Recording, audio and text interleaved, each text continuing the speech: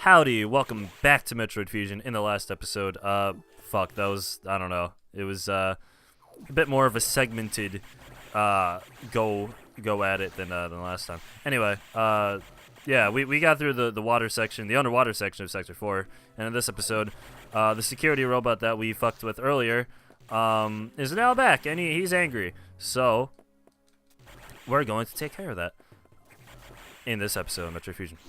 I don't know why I felt the need to conclude that sentence with that. Anyway, so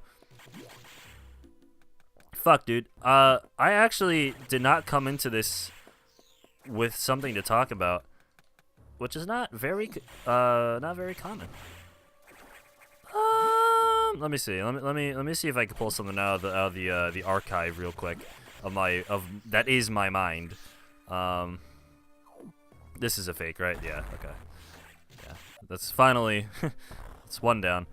Honestly, I should really just talk about the game, because pretty much almost this entire playthrough so far has just been like these deep philosophical talks, and honestly, people just want to fucking watch Metroid Fusion. If someone looks this video up, they just look up Metroid Fusion gameplay, and this is the shit they see, like, episode whatever it was, 10, no one's gonna fucking, they're gonna be like, what is this shit? And I'll just click off. So, I mean, I don't know, that's not going to stop me from talking, from, like, real talk or anything, but,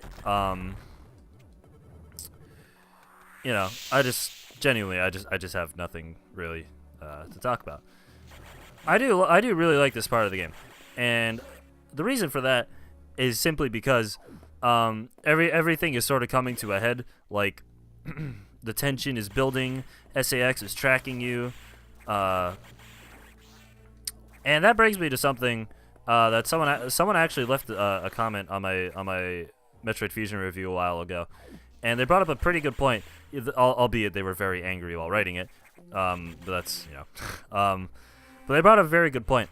They talked about, they called me out on a point I made in the video. I forget specifically what it was, but they were talking about how the mood. Oh, it probably had to do with me sort of ridiculing how the story goes, or like how the story is in this game. And he said the big thing when comparing this game to Super Metroid is the mood in Super Metroid is static. It never changes. And the reason for that is just because there's no reason for it to change. There's no context for it, specifically, is what he said.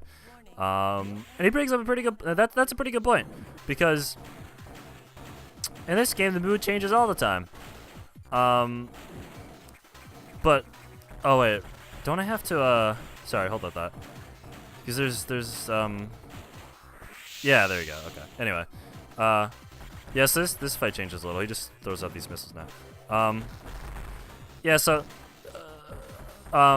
as good of a point of that as that is, you have to question, is the way, like, the mood actually changes, like, the mood changes, the way the mood changes are introduced to you, is that done well? Because, like, most of the context for the mood is brought upon by the computer talking to you, right? So, I guess it's sort of intertwined with the gameplay, but at the same time, it's like, is it really? That's what I like so much. And I know, like, people like story in games, and obviously, my favorite game of all time is Xenoblade Chronicles, for fuck's sakes. So, obviously, I don't hate story in games. It all comes down to my view of what Metroid should be. And that's something that I said in one of my comments, in one of my responses to those, to the very angry comments on, some of the very angry comments on my Fusion review, is that my view of what a Metroid game should be is simply you're alone on an alien planet, and it's up to you and only you to explore this alien world, collect power-ups, fight monsters, and figure shit out on your own. That's what I think Metroid should be, because that's what it originally started with, and it did it so well. Obviously, just the fact alone that that's what it started with is not a good justification for, okay, this is how it should be all the time. But because it did it so well, and because it pretty much pioneered that style of game, I feel like it has so much potential for that. And obviously, when you try making a really story-heavy Metroid game, you get Metroid Other M, which I've talked about in my reviews before, and I think that game is fucking garbage. So I don't know. And it's not because it has a story, but it's the way the story is presented. It's sort of the same thing with it in this game. You know, the opening cutscene is fine. It's lengthy. It's jarring to someone who's never played Metroid Fusion before and whose only experience with Metroid games is like the original or Super Metroid. I didn't have a problem with that. My problem simply came from the fact that all the story is just presented to you through dialogue from a single character, and it's just like, why? It's annoying. It doesn't make me feel attached to the story at all. And trust me, you know, I've been playing this game for 10 fucking years, alright? Probably longer than that. I've been playing this game since I was like 4 years old. I have been in this game at least once or twice a year since I was probably 3 years old. So that's like 15 years of playing this game. And, you know, as I got older, of course, being able to recognize certain game design things that I like and dislike. And that is something that I heavily dislike. This shit. Even though this part is cool because Samus is talking. Which I believe is actually like the first... Oh, no, it's not the first time in the series. Because of the opening cutscene Super Metroid. But, I mean, you know... I like the fact that you get to know Samus more. I like the fact that this is... that they tried to make a more story-based game. I'm talking about Fusion, not Other M. I don't like how they did it, though. Metroid Prime did it fucking fantastic because you don't need to know the story. It is completely optional to find out what the story is. And you get the story from scanning all that shit. All those Chozo, those little Chozo panels on the walls that basically explain the story of why the Chozo abandoned Talon 5 and stuff like that. Talon 4, rather, and stuff like that. It's fucking awesome. It does it so good. I don't know why I keep talking in a high pitch. I'm sorry. I get passionate.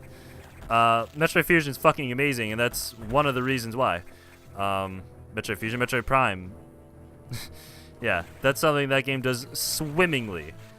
And I think if people want a story-based Metroid game, that's how it should be done. Not with endless, boring dialogue from a character that you have no attachment to or anything like that. It pisses me off. I don't like it. I'm gonna stick to my fucking guns when people call me out on it, because God, gee, like, you know, I'm allowed to have my opinion, for God's sakes. Okay. Anyway, my point is, I didn't have to do that. Metroid Fusion's a great game. Everyone should play it. You know, it's amazing. I don't hate it. I complained a lot in my review, but that doesn't mean I don't like it. So anyway, that's all I have to say on that matter. Let's just get rid of these, whatever things are. And now we have to kill these golden pirates. Oh, that was actually a lot easier. Probably because it was all the way charged and it just one-shot it. Okay, there you go. Anyway, wow, they do a lot of damage. So we're getting towards the end of this game. We have Ridley, and after that, it's just the end of the game. So we're getting there. I'd say like 2 or 3 more episodes and we'll be done. I might make this episode a little bit longer just so we can fit in Ridley, because I believe this room is the... Yeah, this leads up to Ridley, so... I'm going to freeze all these beetles, or not, and just miss. There you go. Just do... Okay. No! Okay. Alrighty, so Ridley, prepare your ears. I'm actually just going to take my headphones off, because God, his screams are etched into my soul. As you can see, this really isn't the real Ridley. I think the real Ridley actually just dies in Super Metroid, or something like that, because you kill him in the original Metroid too, but for some reason he's just back in Super Metroid. I don't really know why that is, but this is an X clone of him, because I guess they just took over his corpse or whatever, which for some reason was on this station. I guess that's never really explained. Or maybe it is, because I just don't fucking pay attention to the story anymore. I'm surprised I haven't been grabbed yet. Yeah, this boss, Ridley is, in the 2D games, is notorious just for being an ammo sponge, I guess. Yeah, that's literally all you have to do, and now you just have to kill the core. It's really, really easy. Definitely the easiest boss in this game. Hell, honestly, I would say it's even easier than the first boss. Honestly, because at least in the first boss, there's some form of gameplay other than just fucking spamming missiles. You have to jump over his little beams he shoots out or whatever. I don't know. But anyway, we have the screw attack now. So now we're basically invincible when we somersault jump. So I'll demonstrate this before ending things off. And the game does a good job of doing that because they put all these beetles here and we can just fucking plow through them and it's great. So next time on Metroid Fusion, we're going to test out this bad boy and we're going to get the hell out of Sector 1. Thanks for watching. I'll see you next time.